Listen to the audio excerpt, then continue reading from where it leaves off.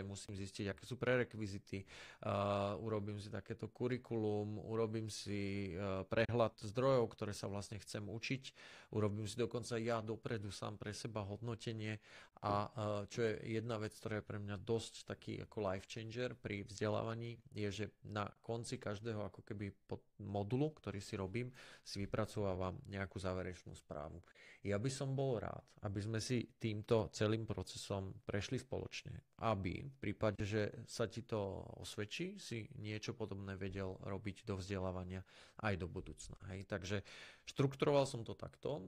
Daj mi vedieť, ako to na teba pôsobí. Nechcem zase ťa úplne zahltiť a nejakým spôsobom ťa vystresovať, že si tu kupuješ kurz, na ktorý budeš musieť, ja neviem, stráviť 5 hodín každý týždeň. To absolútne nie. Ale bol by som rád, keby si každý týždeň napríklad zvládol aspoň jedno to video, ktoré má do 10 minút, k tomu urobil nejaké cvičenie a zároveň sa rozmýšľal alebo zamýšľal nad nejakým frameworkom, systémom, ktorý tie cvičenia vlastne prepojí a urobil si vlastný kurz, vlastný systém tej žurnál metódy. Takže toto sú veci, o ktoré sa budem snažiť. A čo